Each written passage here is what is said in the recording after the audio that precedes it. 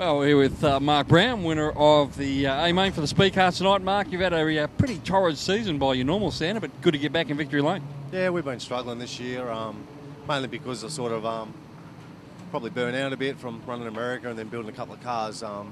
But last week at Parramatta, I was pretty keen, and tonight I was pretty keen. Although we did struggle a little bit early in the night, I think we come through all right. It would have been nice to race against Kevin, but unfortunately pulled out, so I guess I have to wait for this Australian title now. Well, that's the way it goes, isn't it? To finish first, you must finish, and you did that. Yeah, that's right. That's the way it goes. Now, the last couple of laps here, you came up on your team owner, Mike Rinkin, in the sister car there. Did you know you had a big lead and were you having a little bit of a bum with him then, or was it just you couldn't get around him too easy? Oh, just at certain, like when I wanted to make a move on him, he sort of slowed up and then slowed my momentum. So it was just a matter of sitting back, then having a good run on him. I got a good run. Up and around, I wanted to pass him. I thought a few times getting him going a bit, but I didn't realise how big a lead was, but I sort of figured that we're going okay. The car was pretty nice. So you're a little bit more confident now after tonight's showing compared to the last time you were here a couple of weeks ago. But as you said, the Aussie title's the big thing you're after. Yeah, I think we've had 3 or 4 seconds this year and a fourth and a couple of DNFs and now first. So it hasn't been a super bad season, but it's just hasn't been nice, you know. And you can't win every week. And last year we had a good year, and probably the last 3 or 4 we have. I sort of figured if I have a bad run, maybe leading up the Australian title, I might change that night, you know. That's what we're aiming at, the Australian title. Super Series is still there, but Nathan's got a bit of a lead, so we're just going to have to keep working at it. But the confidence is back, and car's nice, and the crew are happy, so that's the main thing.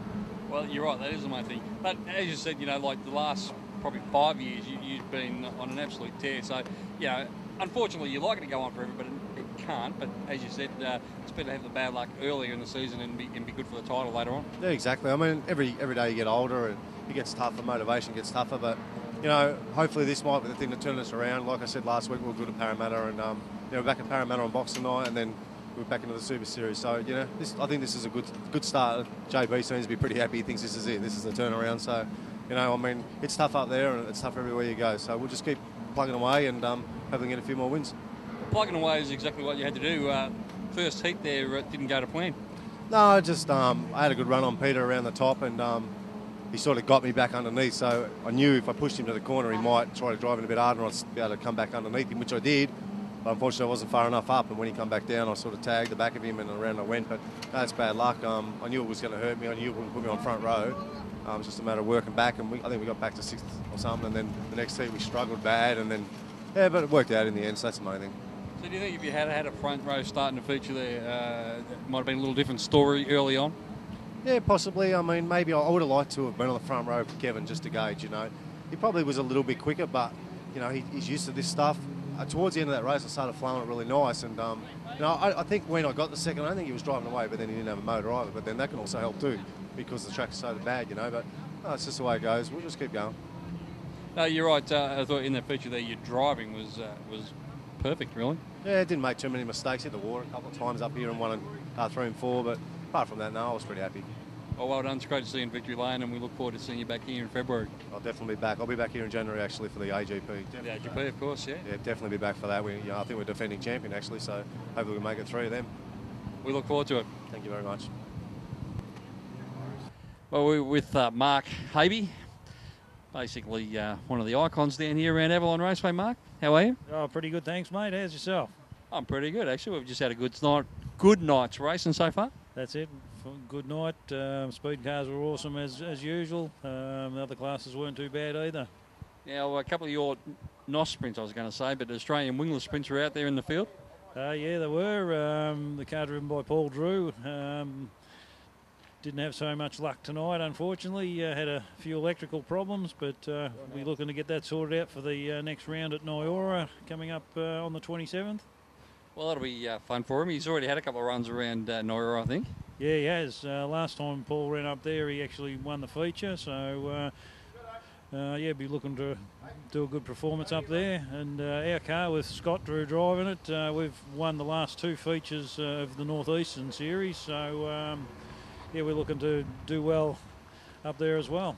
Well, you're right. It's all going well. Now, apart from your caretaker duties that you do around here, you're also one of the prime movers behind the museum, the plans for the museum that you've got going on down here. How's that all progressing?